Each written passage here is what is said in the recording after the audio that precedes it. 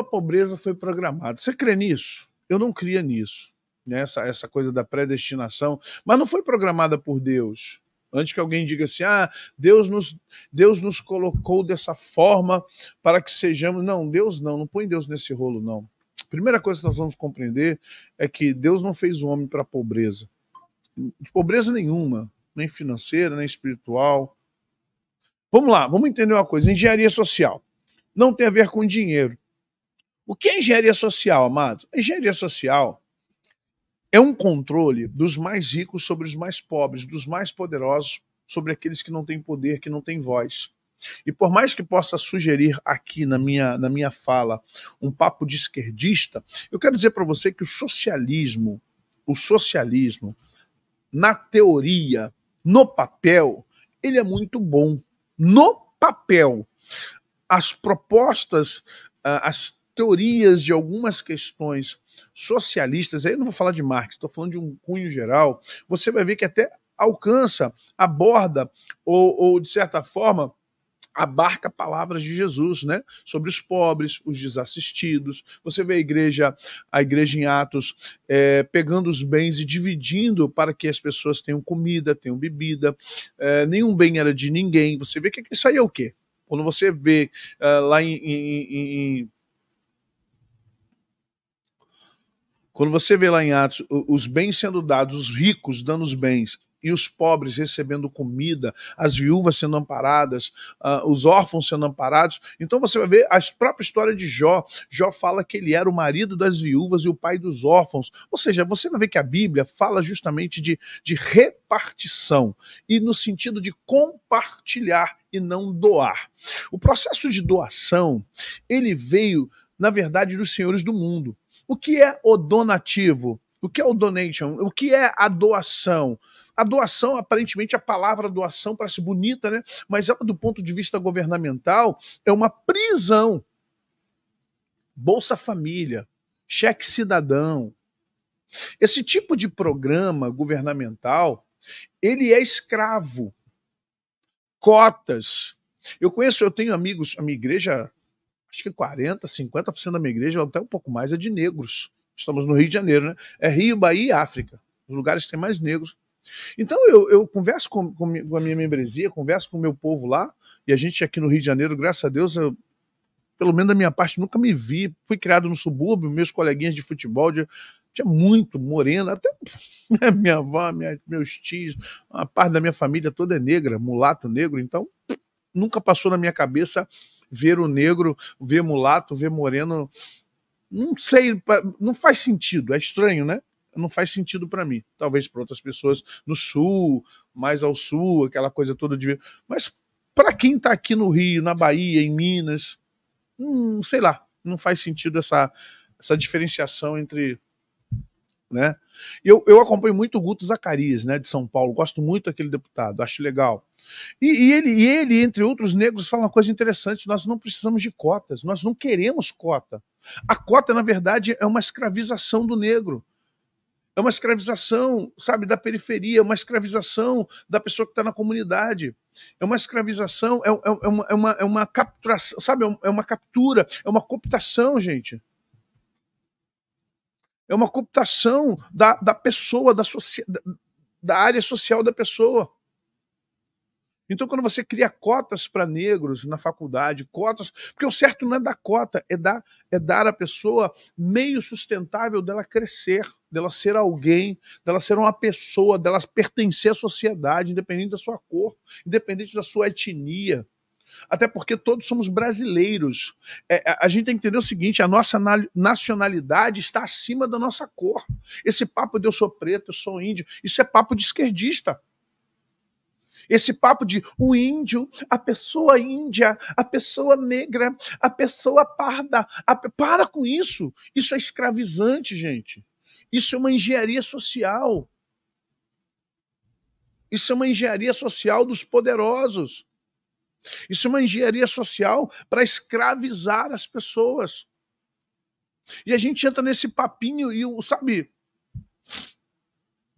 Esse papinho de a pessoa preta, a pessoa branca, a pessoa morena, mulata, parda, índia, bababá, bababá. Gente,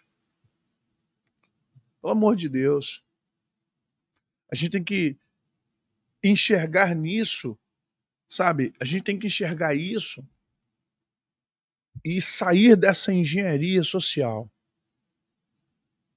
sabe? Essa coisa que é um processo de educação que nos leva a um controle e que nos leva à escassez. Vocês entendem? Nos controla com esses papinhos mirabolantes políticos, esses papinhos, essas narrativazinhas de esquerda, direita, esquerda, direita. A gente fica dividido, um bando de tonto, dividido, com raiva do outro, só porque o cara é preto, o outro fica com raiva porque ele é branco, porque ele tem dinheiro. Abaixo o burguês acorda às 5 horas da manhã, amigo. O burguês trabalha sábado e domingo, erradamente, né? Eu acho que aí... O burguês dá emprego para 300 pessoas. O burguês paga o imposto que a gente não tem noção do quanto o cara paga imposto numa indústria. Entendo? O burguês, ele mora na Barra, ele mora em Alphaville, ele tem helicóptero. Cara, mas ele plantou para isso, cada um com seu nível de vida. Eu não tenho inveja de quem tem muita coisa não, gente. Eu só fico entendendo, poxa, esse cara plantou, e se ele roubou, e se ele fez alguma coisa de errado, uma hora vai chegar. Meu irmão, a fatura do mundo espiritual, os boletos espirituais não atrasam. Coloque isso na sua cabeça assim, ó. Boletos espirituais não atrasam.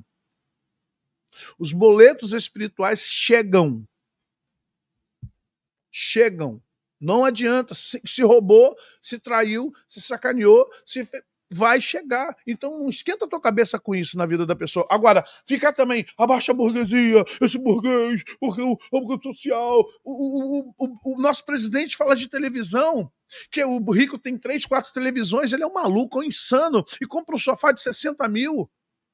É isso que nós temos hoje no Brasil, uma esquerda de iPhone, uma esquerda gourmet, comunistas. Presta atenção, gente, há um rapaz, ele é negro, acho muito interessante isso, de direita, e eu estou vibrando em ver negros na direita, eu estou vibrando, eu acho muito bom, porque são pessoas pensantes, não caem nessa historinha de eu sou vítima, porque o povo brasileiro não gosta de preto, só se for maluco. Isso aqui não é Escandinávia. Isso aqui não é a Suécia. Aqui não tem povos. Aqui nós não nascemos de um povo nórdico. Pelo amor de Deus, há algumas colônias alemãs, suíças por aí. Nós somos miscigenados, para com isso. Já falei, meu pezinho tá lá na cozinha, minha canelinha fina, tá na cara. Olha para mim, aqui tu vai ver canela fina, canela de preto. Para amor. Toda a minha ascendência de negros pela parte da minha mãe. Então vamos lá. Quando eu vejo um negro assumindo uma coisa que ele falou, ele falou assim, olha, presta atenção, o pobre vem com esse papo de direita, e biriri, e bora lá. Vamos lá, pobre tem iPhone? Tem. Pobre tem videogame? Tem. Pobre tem tênis de marca? Tem. Pobre tem TV a cabo? Tem. Pobre pega Uber? Pega. O que o pobre não tem? Educação. O que o pobre não tem? O pobre não tem o quê? Saúde. O que o pobre não tem? Acesso às coisas boas do governo. Então vamos lá. O capitalismo dá ao pobre a possibilidade de ter o que o rico tem. Como ele vai fazer? Você vai se endividar, pagar no cartão milhões de vezes, mas dá a possibilidade dele ter um iPhone mais... O último iPhone, o último Samsung, dá a possibilidade de ter televisão de 75 polegadas na sala dele, ainda que a sala dele seja 2 palmos. O problema é dele. Agora, quem é que dá saúde? Quem dá educação? É o Estado. Então, quem é que falha? Não é o segmento. Não é o capitalismo quem falha. Quem falha é o Estado. E justamente o Estado que se propõe ser socialista não dá nada para o cidadão. Então vamos entender que há em nós aqui um processo de educação, controle e escassez. O que nós chamamos de pobre, na verdade, tem um pouco de tudo que pode ter. Assim que ele puder, ele se esforça, ganha, pega o dinheiro, pega um cartãozinho, compra, paga a prestação, pega cartão emprestado, mas ele consegue ter o celular, ele consegue ter o tênis, ele consegue ir ao cinema, ele consegue passear, ele consegue ir à praia, ele consegue. Agora, o que nós não temos que o Estado não nos dá? O Estado não nos dá saúde, não nos dá cultura, não nos dá lazer, não nos dá educação, não nos dá segurança. Então, Vamos deixar de ser hipócritas.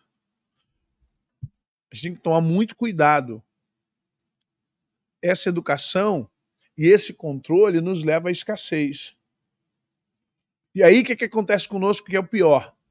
A gente entra com toda essa bagagem na igreja evangélica. E o que é a igreja evangélica? Carro, claro que tem carro, Conceição, com certeza. Tem carro. Com certeza. Mas, gente, o que é pobreza, o que é riqueza? A gente tem que parar com esse discurso de pobreza e riqueza. A gente tem que parar de ficar dividindo, dicotomizando as pessoas. Você é rico, você é pobre, você não tem nada, você é miserável. Gente, nós temos povos que estão na linha da miséria. Ponto. O que é a linha da miséria? Não tem nada. Aí eu vou dizer para você, não são pobres, são miseráveis. E o Estado deveria fazer algo para que um país como o nosso não houvesse pessoas, crianças, idosos miseráveis morando de frente a valas de céu aberto, com doenças, comendo o resto de comida nos lixões. Isso é degradante para o ser humano. O ser humano não foi feito para isso. O que nós temos são miseráveis e classes sociais que vão ascendendo conforme o seu poder aquisitivo.